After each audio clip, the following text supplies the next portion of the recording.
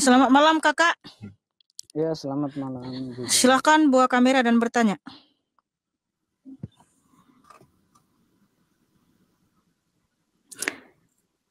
Ya, yang di bawahnya ada simpan itu dibuka, diklik.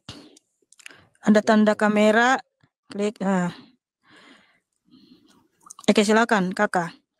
Ya, selamat malam. Salam kenal dari Timur NTT. Ya, salam kenal juga. Mic-nya kurang dekat mic-nya. Ya, mic-nya taruh di mulut. Sebelum saya bertanya, ini saya ada mau bicara dulu, cerita dulu tentang riwayat hidup saya. Bisa kakak dorang dengar sedikit? Ya, jangan lama-lama ya, secara singkat saja. Iya.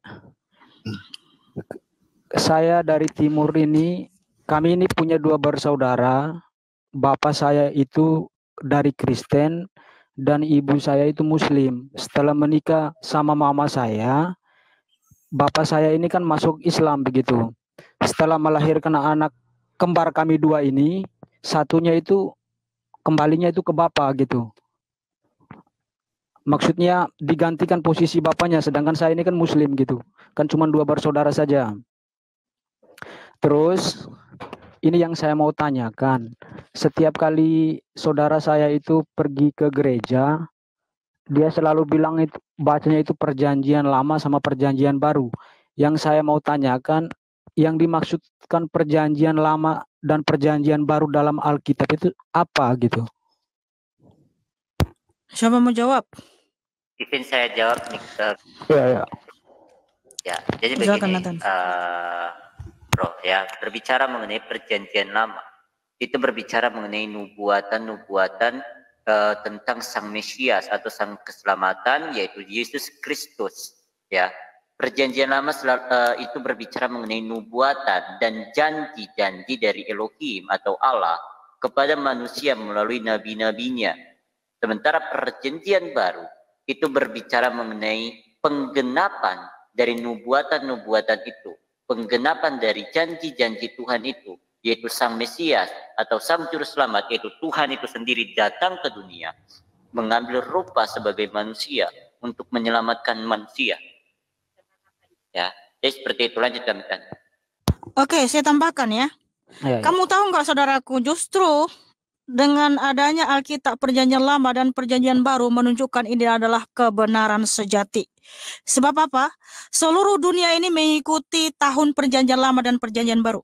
Nah, kalender yang di rumahmu itu adalah kalender Masehi. Kalender Masehi itu artinya tahun Perjanjian Baru, di mana itu adalah kelahiran Mesias. Ya, jadi Perjanjian Lama itu adalah di mana Tuhan Elohim, ya, Yahweh Elohim, yang adalah Tuhan Yesus Kristus itu sendiri sebelum inkarnasi atau berkenosis berjanji kepada bangsa Israel dia akan datang sebagai Mesias. Ya, itulah tahun Perjanjian Lama atau tahun sebelum Masehi ya. Abang pernah dengar tahun sebelum Masehi enggak? Iya.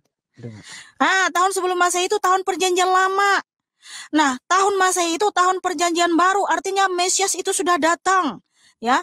Kristus telah datang untuk menyelamatkan kita. Nah, seluruh dunia ini saudaraku mengikuti tahun Masehi, kalender Masehi. Sekarang sudah tahun 2024. Artinya sudah 2000 tahun yang lalu Mesias pernah datang ke dunia untuk menyelamatkan kita. Nah, itu maksudnya Perjanjian Lama dan Perjanjian Baru, saudaraku. Sehingga ya, Perjanjian Lama itu memang ya Tuhan Allah berjanji akan datang sebagai Mesias, dan Perjanjian Baru itu Mesias itu sudah datang. Nah, Tuhan Yesus menyatakan di Matius 26 ayat 28, inilah darahku yang ditumpahkan bagi banyak orang sebagai perjanjian baru untuk pengampunan dosa. Jadi darah Kristus itu menjadi perjanjian baru untuk semua bangsa, karena keselamatan itu untuk semua bangsa yang diberikan Tuhan Yesus, bukan lagi hanya untuk Israel. Jadi Tuhan Yesus itu sangat mengasihi semua bangsa, saudaraku, sehingga dia datang untuk menyelamatkan seluruh dunia, supaya yang percaya kepadanya tidak binasa, melainkan beroleh hidup yang kekal. Nah, begitu saudaraku. Ya. Itu kan jawabannya kan dari kakak dorang. Kalau yang menurut yang saya dengar, ini saya tuh orang yang netral, karena saya itu saudara kandung saya itu dari Muslim, Kristen satu, saya satu yang gitu. Itu yang saya dengar, katanya perjanjian lama dengan perjanjian baru itu katanya itu Alkitab yang bunyinya itu diganti-ganti terus, berbeda-beda gitu. Itu fitnahan. Gitu. Iya, itu fitnahan saudaraku. Fitnahan oleh orang-orang yang tidak bertanggung jawab. Orang-orang yang membenci kekristenan atau berusaha menjatuhkan kekristenan. Alkitab itu tidak pernah berubah karena firman Tuhan itu akan kekal abadi selama-lamanya. Di mana Tuhan Yesus berfirman ya. Oke, sebentar ya. Tuhan Yesus berfirman bahwa sekalipun langit dan bumi berlalu, tapi perkataannya atau firmannya tidak akan berlalu, yaitu di Matius 24 ayat 35.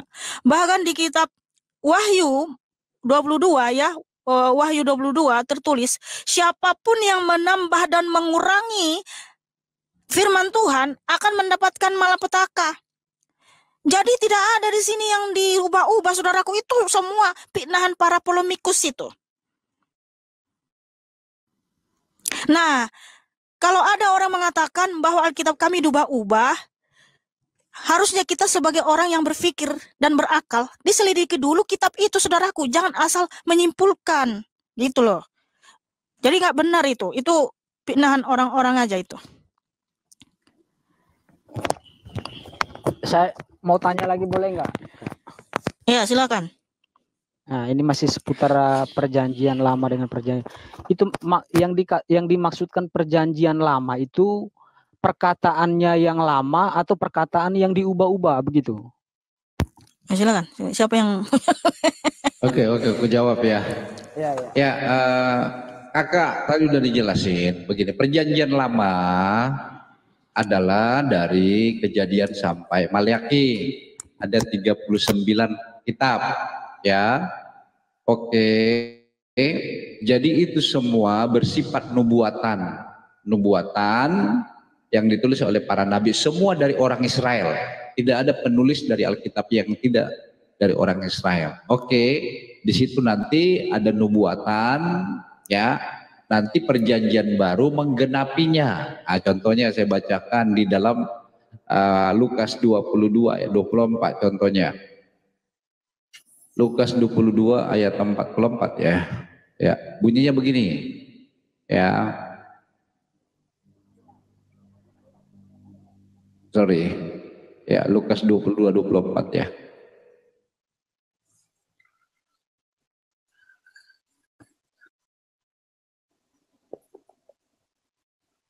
Nah, aku jelek banget.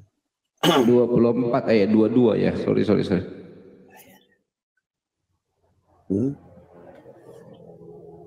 Ya, Lukas 24 ayat 44. Ia berkata kepada mereka, ini perkataan Yesus, inilah perkataanku yang telah kukatakan kepadamu ketika aku masih bersama-sama dengan kamu, yakni bahwa harus digenapi semua yang tertulis, yang ada tertulis tentang aku dalam kitab Taurat Musa dan kitab Nabi dan kitab Mazmur. Jadi perjanjian lama itu adalah sebuah nubuatan, nanti penggenapannya itu di dalam perjanjian baru.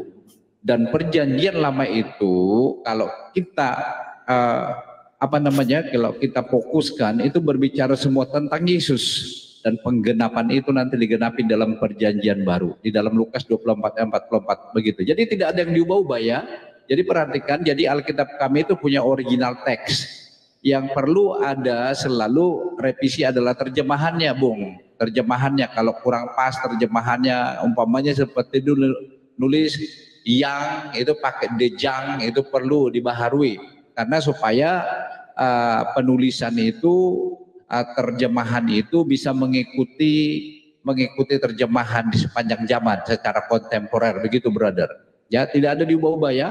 Karena Alkitab kami dijaga langsung oleh Tuhan. Tidak ada yang boleh. Jadi beberapa orang yang mencoba mengubah kitab suci kami, Tuhan sendiri yang menjadi musuhnya ya. Jadi tidak bisa itu. Langit dan bumi lebih mudah berlalu daripada satu titik, daripada satu iota kitab suci itu diubah-ubah. Oke ya. Jadi tuduhan-tuduhan semacam itu adalah sangat keji.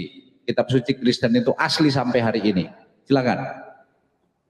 Berarti isi kitab dan terjemahan saja yang diperbarui gitu saja. Ya, terjemahannya saja, brother. Betul. Jadi terjemahan aja, maksudnya kenapa direvisi atau diperbaiki supaya terjemahan itu tepat dengan bahasa asli. Jadi tidak ada yang diubah. Karena namanya juga terjemahan kan upaya untuk supaya terjemahan itu sesuai dengan bahasa aslinya. Nah, kalau bahasa asli itu tidak pernah berubah.